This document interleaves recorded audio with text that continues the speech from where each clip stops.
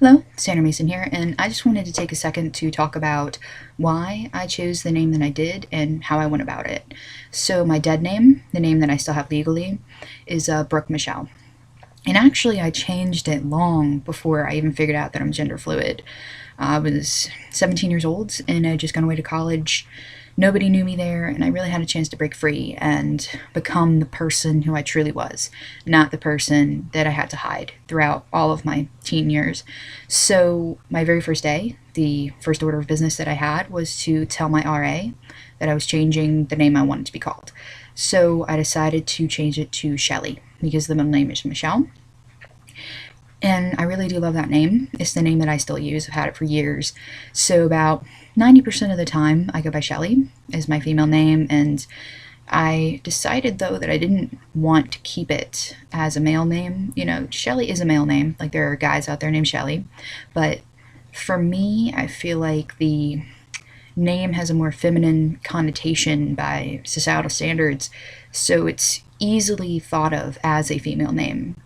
And since I already have a very feminine voice and a larger chest, I didn't want a name that would kind of draw attention to my feminine features and ruin my chances at passing. Also, back in August when I chose this name, I still thought that I was just trans. So I was looking for a male name that would be my name all the time, that I would, carry with me. So I went about it in a really methodical fashion. I started out by just figuring out what letter I wanted it to start with. I either wanted S because of Shelly or B because of Brooke, just to keep the same initials. I felt like that would just be easier.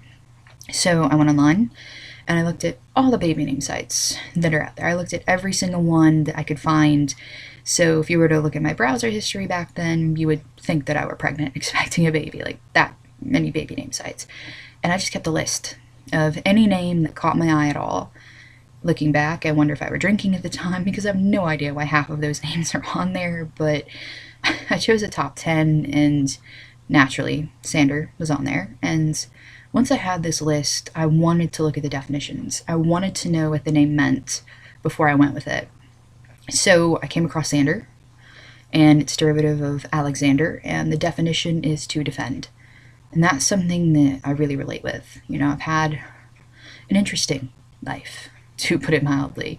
And I feel like most of the time I've had to defend and really kind of be a survivor in a lot of ways. So I could definitely powerfully relate to that name. Plus, I do nonprofit work, and that's what I want to do with my life. I want to work in nonprofits. So to defend the causes that I believe in is also a huge part of my personality and just my identity in general.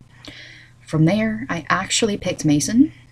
Mason is not my last name. I use it online as my last name. I use it as a middle name otherwise. I just keep my last name out of the internet, and it's just, long story short, it's just safer for me to not put my last name online.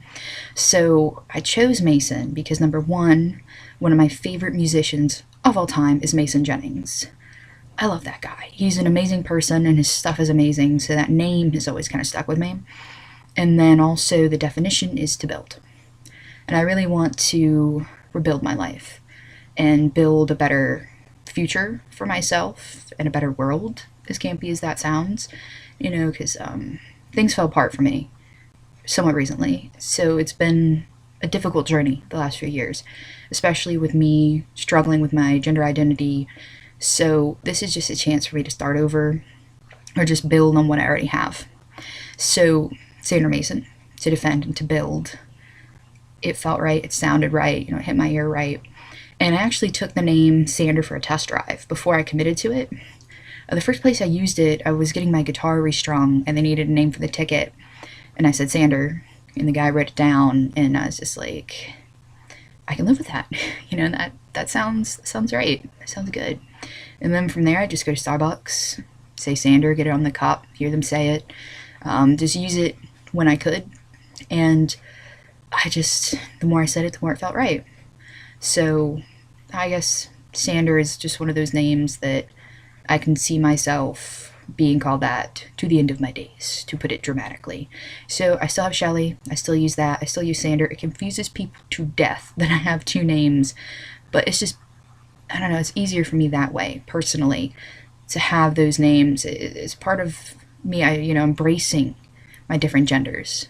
I feel more complete as a male when I have a male name, a strong male name, and I feel more like myself as a female when I have my female name that I've chosen, that I have been with since I was 17. So my advice to anyone who's thinking about choosing a new name is to, just start with the letter you want it to start with if you'd like. But the big thing is to look at the definitions. Find a name that you can relate to, a name that kind of sums you up as a person. And if it has that definition, if it means something to you, it's going to complete your identity, and it's going to stay a lot more than if you just pick a name that's cool. Like I said, if I look at my list, I have no idea what I was thinking, half of those names. But, just names are so important. It's just a way of identifying ourselves. So have fun, just enjoy the ride. I had a really fun time looking through the different names and kind of visualizing, what would sound right, what people would call me. So anyway, that's a little bit about why I chose the names that I did and kind of how I went about it. So thank you for watching, and I'll catch you guys later.